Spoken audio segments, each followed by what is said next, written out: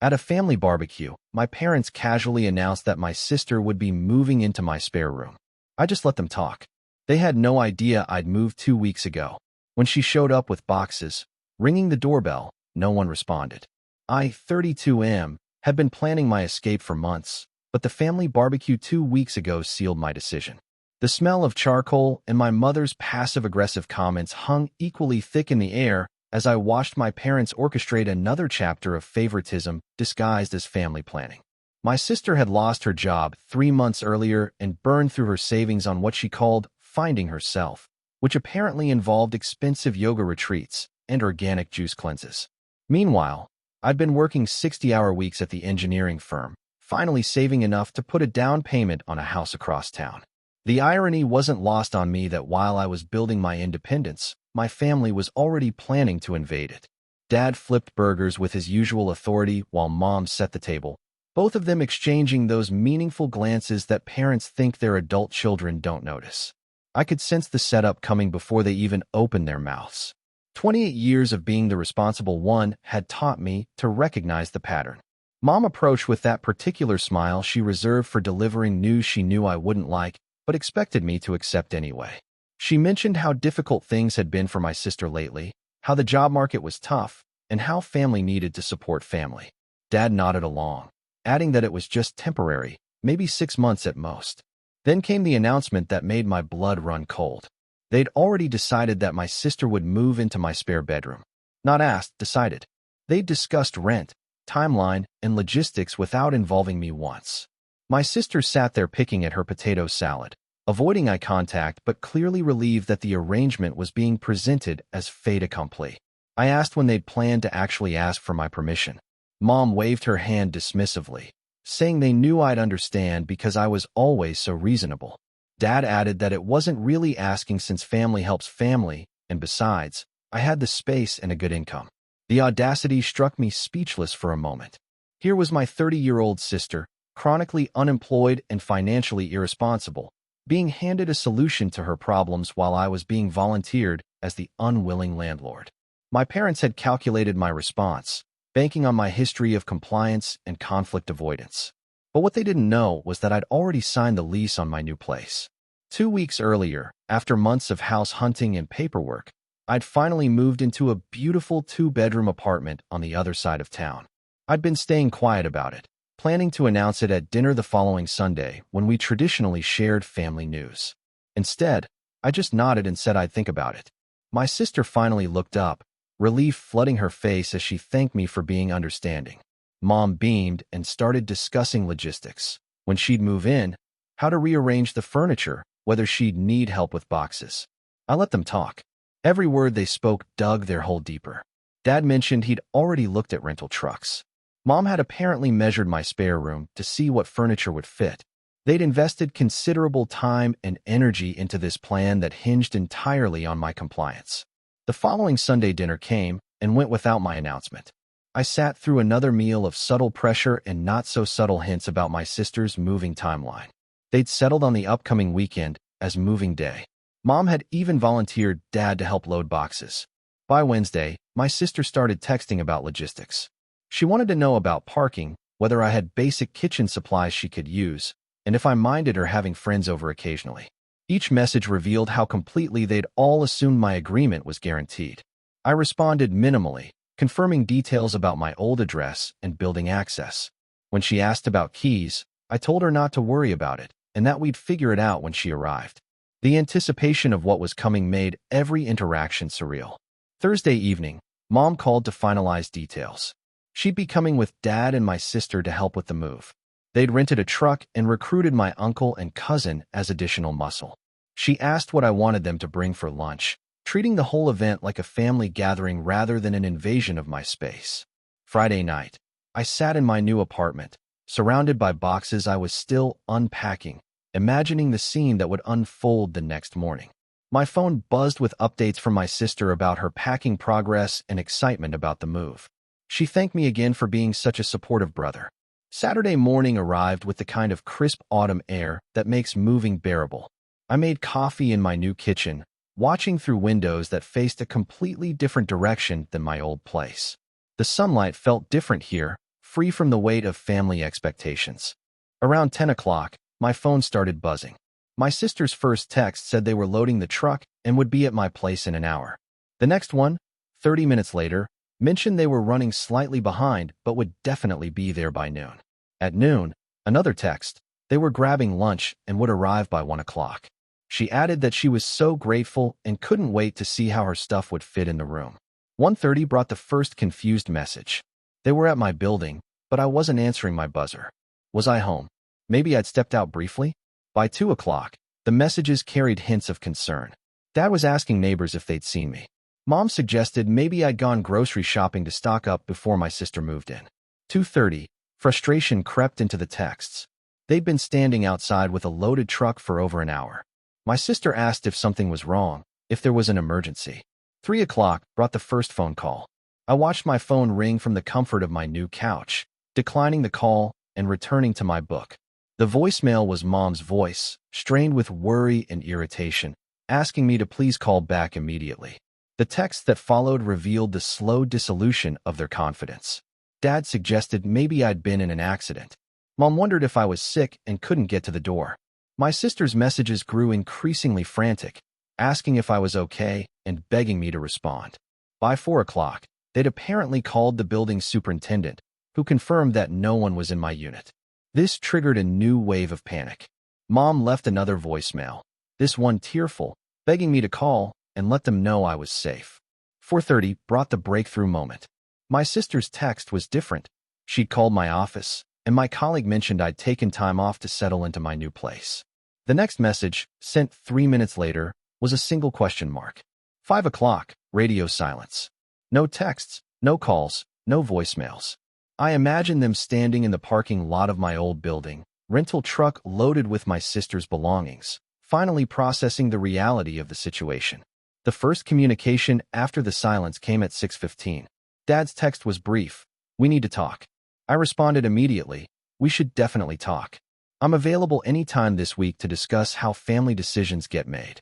Mom's response came 20 minutes later, a long paragraph about how worried they'd been, how they'd thought something terrible had happened, and how they couldn't understand why I hadn't just told them I'd moved.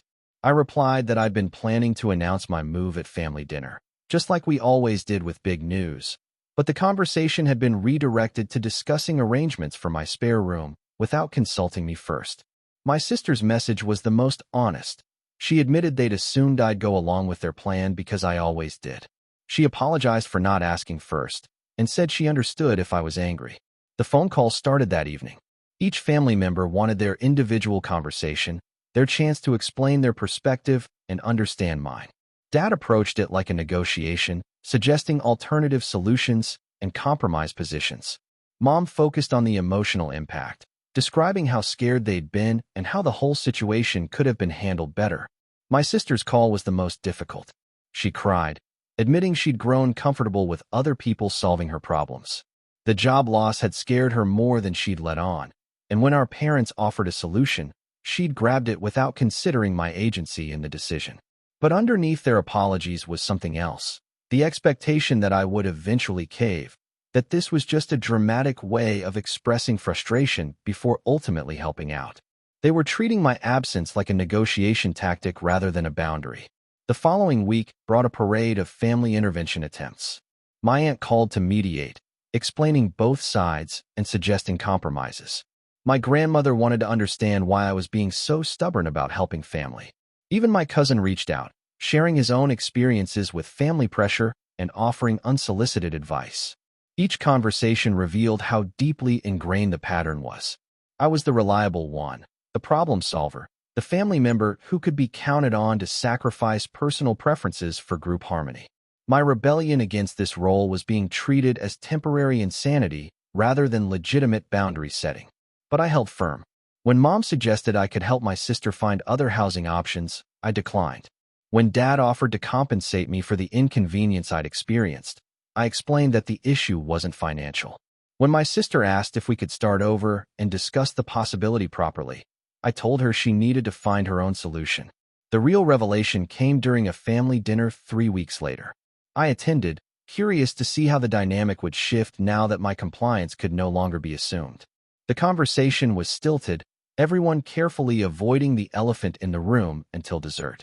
Then Mom brought up my sister's housing situation, mentioning she'd found a small studio apartment but needed help with the security deposit.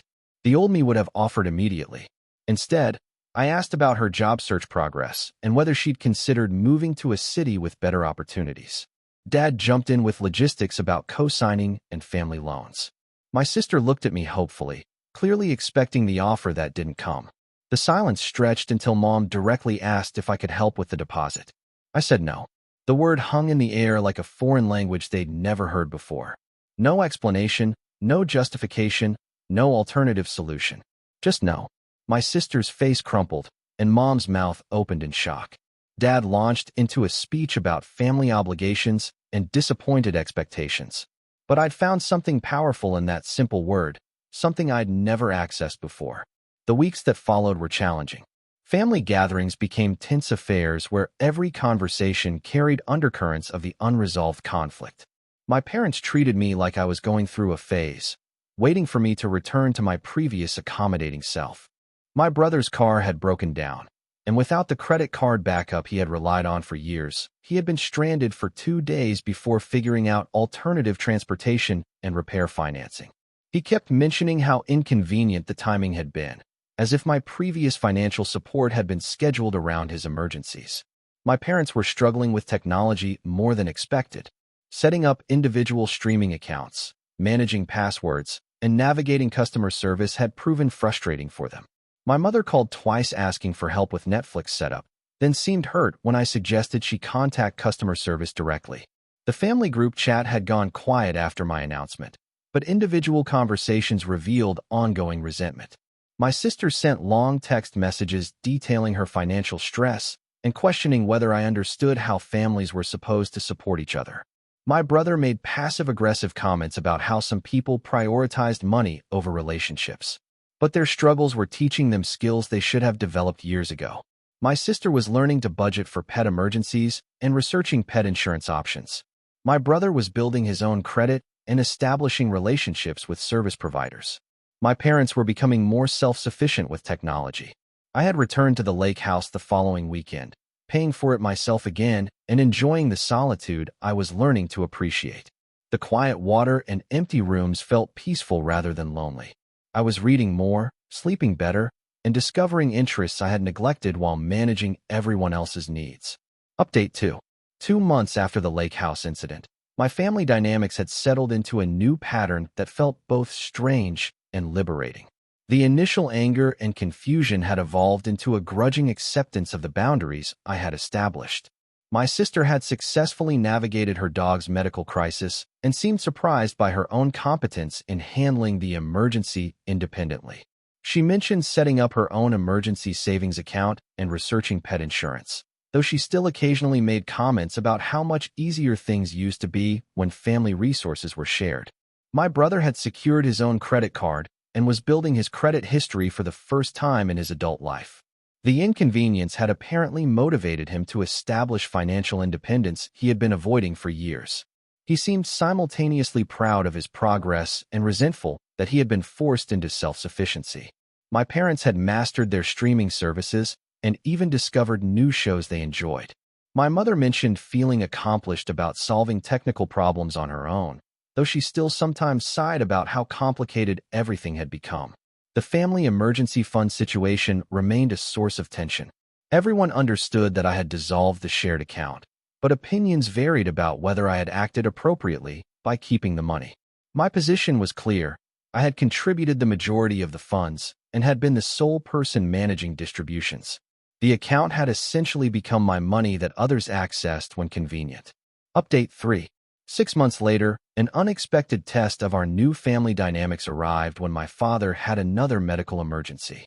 This time, instead of automatically accessing a shared fund or calling me for coordination, my family members had to communicate directly with each other about logistics and expenses. Mom was more defensive initially, arguing that families should help each other and that my reaction had been disproportionate to the request. But Dad's acknowledgement seemed to shift something for her too. She admitted that they'd made plans involving me without considering whether I wanted to be involved. The conversation wasn't a complete resolution, but it felt like progress. They were beginning to understand that my compliance had enabled a dynamic that wasn't healthy for any of us. I wasn't just the family problem solver. I was a person with my own goals and limitations. What touched me most was when Dad mentioned that they'd started discussing family decisions differently. Before making plans that involved others, they were actually asking first. It seemed basic, but for our family, it represented a fundamental shift. Update 3. A year later, my sister took the out-of-state job and moved across the country. Her farewell dinner was emotional in ways that surprised everyone. Without the backdrop of financial dependency, our relationships had room to develop genuine affection and respect. She'd grown more confident and independent, but she'd also maintained the family connections that mattered to her. Her new apartment was modest, but entirely her own achievement. The pride in her voice when she described her work and living situation was something I'd never heard before. My parents have adapted to their children being actual adults rather than extensions of their planning. Holiday gatherings are less about obligation and more about genuine enjoyment of each other's company. When someone needs help, they ask directly rather than orchestrating elaborate assumptions. The spare room incident became family shorthand for the importance of communication and consent. When anyone starts making plans involving others, someone inevitably mentions the spare room situation as a reminder to check first. My relationship with my family is healthier now, built on mutual respect rather than assumed compliance. The dramatic confrontation I'd initially planned wasn't necessary. The quiet revolution of simply saying no had been more effective than any angry speech could have been. The most unexpected outcome was discovering that my family actually preferred honest relationships over comfortable assumptions. Once we got past the initial awkwardness of treating each other as individuals rather than assigned roles, we found we actually enjoyed spending time together. The moving truck that sat loaded in my old apartment's parking lot for hours became a symbol of the assumptions that had defined our family dynamic for decades. Sometimes the most powerful revenge is simply refusing to participate in other people's plans for your life.